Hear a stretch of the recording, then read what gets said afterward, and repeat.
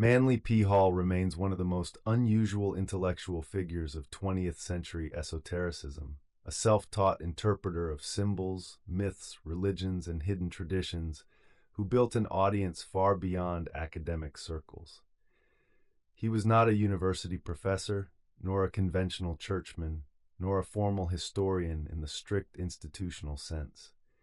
Yet through books, lectures, and the Philosophical Research Society, he became a singular voice on the inner meaning of civilization, drawing together Theosophy, Freemasonry, Hermeticism, sacred art, and the comparative study of wisdom traditions into one immense vision. What made Hall distinctive was not only the scale of his ambition, but the seriousness of his method. He treated symbols as surviving evidence of older truths. He believed that myths were not childish inventions but coded philosophical records. He read ritual, architecture, scripture, and legend as a kind of symbolic language, a language that could connect Egypt to Greece, India to Europe, Christianity to antiquity, and modern seekers to forgotten schools of thought. To his admirers, he was a guide.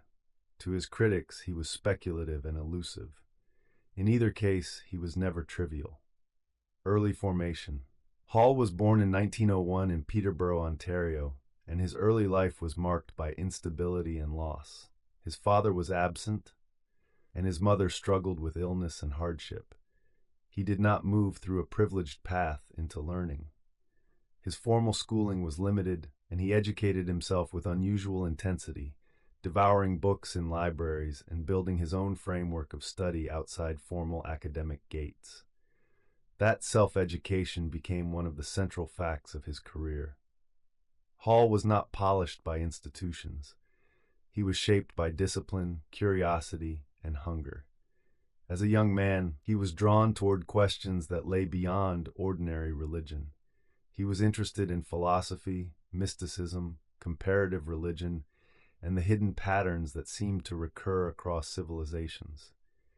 He read widely and deeply, especially in esoteric literature, and he developed an early conviction that the surface of culture concealed deeper structures of meaning. This was the beginning of the method that would define his life. Los Angeles, 1919. In 1919, Hall arrived in Los Angeles. The city was then a place of rapid growth, reinvention, and spiritual experimentation, and it proved fertile ground for a young seeker with a gift for ideas and presentation. There, he began preaching for the Church of the People, a progressive religious community that allowed him to speak publicly while refining his own philosophical voice. This period mattered because it gave Hall a stage. He was still young, still forming his ideas, but already able to translate complex spiritual material into speech that was measured, persuasive, and accessible. He did not merely recite doctrine. He interpreted. He connected texts and traditions. He began to build the reputation that would later sustain his lectures and books. Theosophy, Blavatsky, and Besant. Hall's thought cannot be separated from Theosophy. Like many early 20th century seekers, he encountered the Theosophical tradition as a broad intellectual current that offered a grand synthesis of religion, occultism, evolution, and ancient wisdom. Helena Blavatsky was central to that world. Her claims, however controversial, opened a space in which Eastern and Western traditions could be read as parts of a deeper perennial philosophy. Annie Besant further developed and popularized theosophical thought, giving it organizational form and a more accessible public face. Hall absorbed these influences with seriousness. He did not simply repeat them. He used them as a framework for comparison, interpretation, and symbolic analysis. Theosophy gave him a cosmology and a vocabulary, but he extended the method into his own encyclopedic studies. He was less interested in converting audiences to a sect than in showing them that sacred traditions, when read carefully, spoke to one another across time and geography. The method of symbol reading. Hall's core method was symbolic interpretation. He approached temples, emblems, myths, initiatory rites, and sacred narratives as layered documents. A symbol, for him, was not decoration. It was compressed philosophy. A myth was not fantasy. It was a vessel of metaphysical memory. A ritual was not empty theater. It was a dramatized teaching. This allowed him to move across enormous ranges of material. He could discuss the Egyptian mysteries, Greek allegory, Christian iconography, alchemical emblems, Rosicrucian lore, and Masonic symbolism as part of one intellectual conversation. He looked for recurring forms, recurring numbers, recurring sacred geometries, recurring moral dramas. He believed that these patterns were evidence of a shared human effort to preserve wisdom in coded form. His critics argued that he sometimes overreached, that he saw connections where a stricter historian would insist on separation. But even critics had to admit that he possessed an extraordinary gift for synthesis.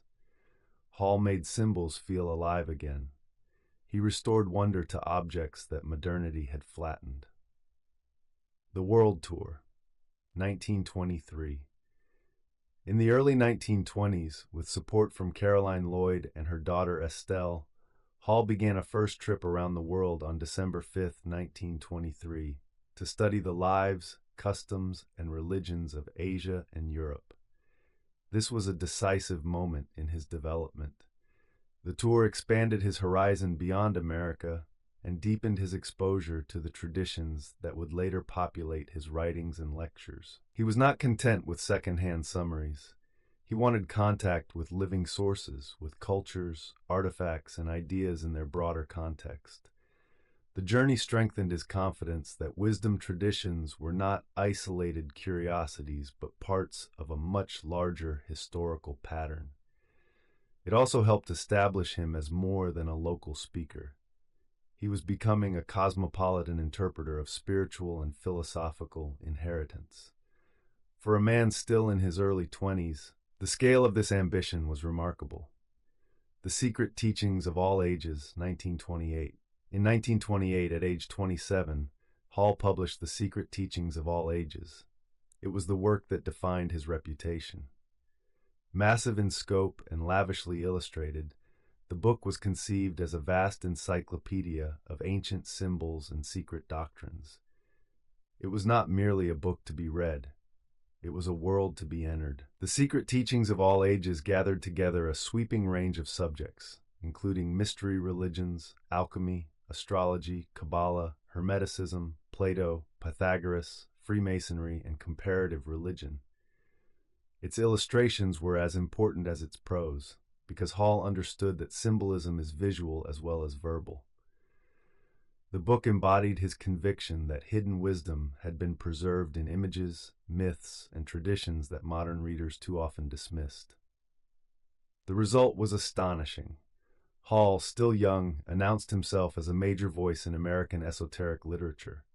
The book became a foundational text for generations of seekers, researchers, occult readers, and symbolic thinkers. It was ambitious, learned, and unmistakably his own. Freemasonry and Initiatic tradition. Freemasonry occupied an important place in Hall's thought, not as a mere fraternal curiosity, but as one of the great symbolic systems of the modern era. He saw Masonic ritual as a repository of ancient philosophical ideas expressed in dramatic form.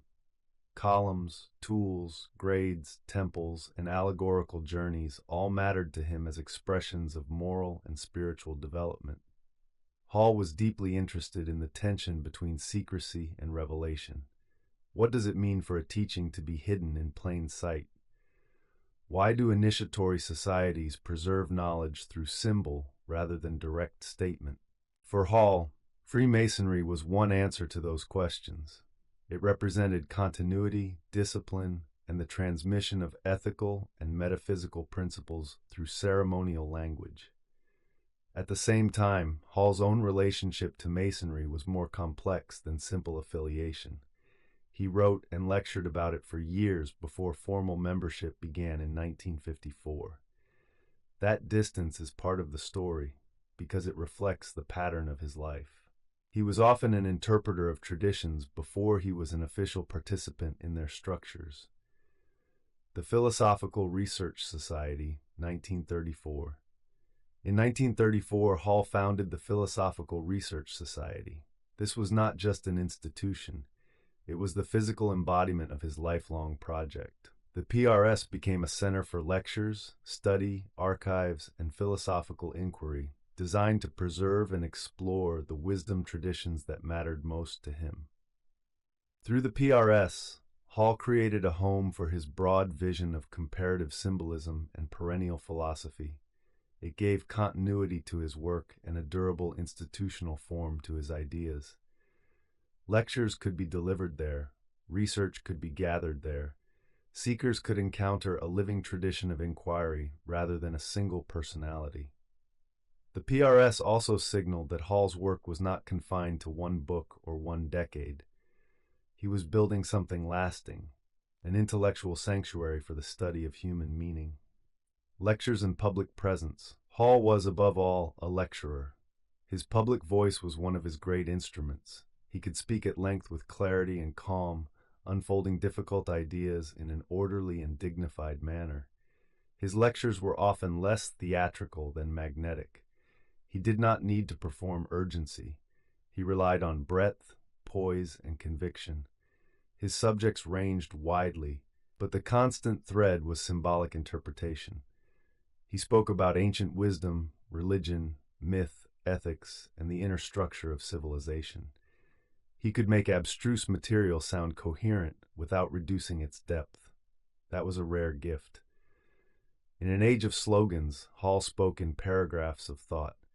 His influence grew through these lectures as much as through his books. People came not just to hear facts, but to hear a worldview. He offered a map of culture that linked outer history to inner meaning. For many listeners, that was enough to make him unforgettable. The Secret Destiny of America, 1942. In 1942, Hall delivered his Carnegie Hall lecture on the secret destiny of America. This event marked one of the most public moments of his career and demonstrated the reach of his ideas beyond specialized esoteric circles. In that lecture, Hall treated the American experiment not merely as a political event, but as a symbolic unfolding, a nation with philosophical and spiritual destiny. The title itself reveals his method. America was not only a republic, it was a meaning. History was not just chronology, it was pattern. Hall's willingness to speak in such terms gave his work its visionary force, while also exposing him to the charge that he spiritualized history too freely. Yet the lecture remains important because it shows how confident he had become in applying symbolic interpretation to national life. Masonic Honor, 1954 to 1973. Hall formally entered Masonry in 1954, long after he had already been writing and speaking about its symbolism. That late membership is significant. It suggests both his long-standing attraction to the tradition and the gradual recognition of his connection to it. Then, in 1973, he was recognized as a 33 degrees Mason at a ceremony held at the Philosophical Research Society after formally joining Masonry in 1954. This honor symbolized the esteem in which he was held by those who recognized his contribution to the understanding of Masonic and initiatory traditions. It also completed a curious arc. The interpreter of Masonry had become, in a sense, ceremonially embraced by the tradition he had spent decades studying. The sequence matters. Hall was not first a Mason and then a writer about Masonry. He was first a philosopher of symbols, then an initiate in formal terms, and finally an honored figure within that world. That order reflects the broader pattern of his life, where study preceded rank and interpretation preceded office. The tension at the center. Hall's life and work are shaped by a tension that never fully resolves. He wanted to be scholarly, yet he was not confined by academic restraint. He wanted to be mystical, yet he often framed mysticism in rational, orderly prose. He wanted to synthesize, yet synthesis can become a form of generalization. He wanted to preserve ancient wisdom, yet he was a modern man speaking to a modern audience. This is the key to understanding both his power and his limits. Hall was not trying to merely repeat the past. He was trying to make it speak to the present. That required adaptation, and adaptation can blur the line between inheritance and invention. This is also why readers continue to argue over him. Some see a profound guide to symbolic consciousness, others see a gifted popularizer whose reach exceeded his method. The truth is that he was both, depending on the page and the question. Legacy Manly P. Hall still matters because he represents a style of thought that modern culture has not entirely replaced. He believed that symbols matter, that myths are not childish leftovers, and that religious traditions contain layers of meaning that cannot be reduced to dogma or sociology alone. In a world often flattened by speed and utility, that conviction still has force. He also matters historically. Hall was part of a larger 20th century movement that tried to rescue ancient wisdom from oblivion and translate it for a modern audience. Whether one agrees with his conclusions or not, he helped keep esoteric philosophy visible in public culture. But he should also be read carefully. He is not a substitute for disciplined historical scholarship. He is a source of insight, but also a product of his time, his enthusiasms, and his method of synthesis. His greatest value lies not in certainty, but in provocation. He invites readers to see that culture is layered and that symbols often carry more than one meaning at once. The meaning Manly P. Hall endures because he took the life of the mind seriously. He treated philosophy not as abstraction, but as a living search for structure and meaning. He treated symbols not as ornament, but as testimony. He treated the past not as a museum, but as a reservoir of unfinished thought. His work is not flawless. It should not be read uncritically, but it remains remarkable for its range, its patience, and its devotion to the idea that wisdom can still be approached through study, contemplation, and symbolic literacy. Hall may not have solved the mysteries he explored, but he helped keep them legible. In an age that often prefers noise to nuance, that alone is a considerable achievement.